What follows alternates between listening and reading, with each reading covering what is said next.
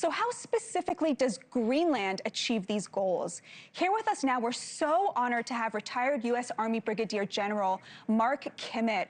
Thank you so much for joining us, sir. Certainly. So my first question to you is, can you please explain to our audience the strategic importance of Greenland to the United States?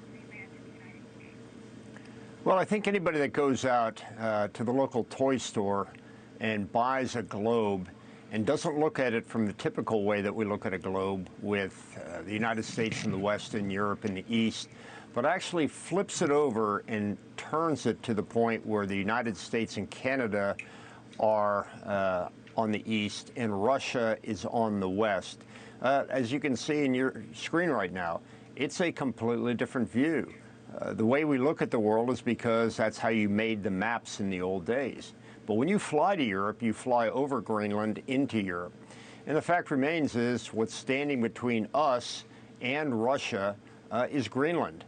And what's standing above us and Russia is Greenland. So it's a strategic piece of land that needs to be secured so that Russia and now China as well don't continue to take advantage of the gap that is building up on the water because of the warming of the global ice cap.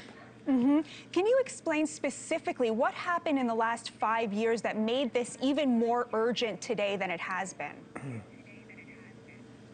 Well, I don't think anything has made it more urgent. I think what's happened is people have finally recognized that it's urgent. People have gone to the toy store and bought those globes. I think people are now realizing, since the last administration, there's been an acknowledgement that this notion that the problem is coming from the West and going to the East towards us is not the greatest threat we have. Now, in the case of Greenland specifically, it's the advanced ballistic missile systems that are being developed that are able to launch from Russia and, in some cases, Iran, come over that polar ice cap and attack America. It's that simple.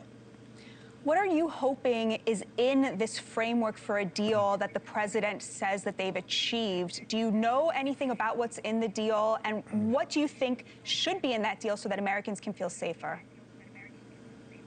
Well, I think what has to be in the deal is unfettered, unreversible access to Greenland, so that sometime in the future, even though we currently have a treaty, Denmark, for any reason, can say, we're pulling out of that treaty. America, you pull out of your bases.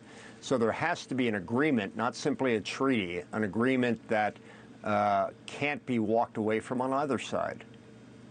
So you agree with the president, who was much derided for suggesting that a lease is not good enough for the security of the United States when it comes to Greenland?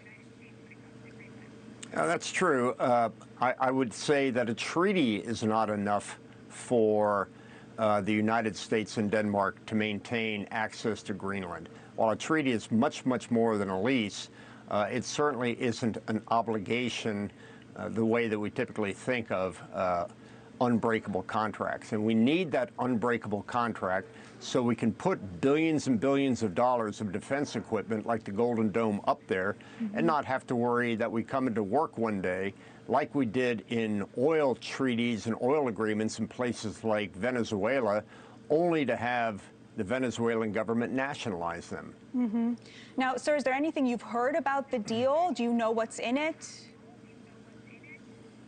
No, again, the president came back with what he described as a framework for a deal. So I think they're just starting to put the bones on it. I don't think they're anywhere near to making sure that the deal is ready. So it's going to take negotiations between both sides, but there seems to be a level of confidence on all sides that we'll get there. Now, the president was also much derided over the week for alienating our NATO allies. What was your reaction to the discourse around that? Look, I've served in NATO. I've served in Europe for years and years. The Europeans make sport of deriding the United States as over the decades, while they have continued to free ride on the defensive capabilities of the United States. We spend 3 to 4% of the largest GDP in the world to our defense. They put barely 1% in the old days. that 2 and 3% savings that they have at the expense of the United States allows them to have their little social welfare paradises over there.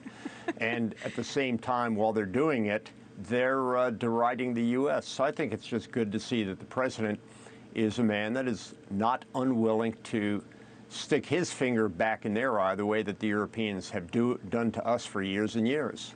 Indeed, isn't it the case that NATO needs us a lot more than we need NATO? Indeed. Look, there's an old saying about the founding of NATO. What's the purpose of NATO? It's to keep the Americans in, the Russians out, and the Germans down.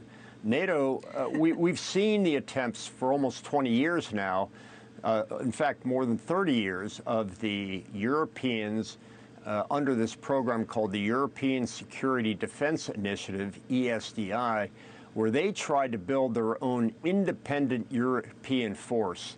And it just hasn't worked. The best they've been able to do is some command and control in Bosnia and some operations on the water alongside of us.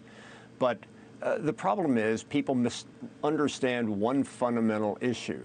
There is no Europe per se. There are about a dozen to 2 dozen independent countries that have independent decision-making authority, that have no treaties among them.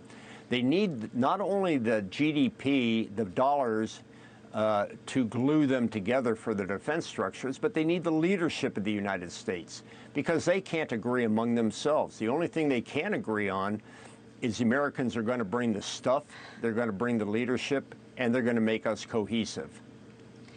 Is your analysis that this was all just Trump derangement syndrome? Because everything you're saying is so reasonable and rational. Surely the Europeans know this. Are they just acting when they're feigning outrage that the president would say, we need access to Greenland to protect the United States? I mean, what other explanation is there for their outrage on that? Well, look, if you think about American outrage like the knob on a radio, European outrage in America has always been at about 3 or 4. Under Donald Trump, it's about 8 or 9. But there's still incipient and underlying problems that Europe has, the European countries have with the United States. Some of that is simple jealousy. Some of that is serious strategic differences. But it's always been there. But it just seems, just as President Trump has broken many of the rules of diplomacy and in many ways basic laws of courtesy, the Europeans have turned up their volume a little bit themselves. General Kimmitt, God bless you for your service to this country, and God bless and protect you. Thank you so much for joining us. That was very important for us all to hear. Thank you for having me. Thank you for watching. Subscribe below and download our NewsNation app right now on your phone, and you will get fact-based, unbiased news for all Americans.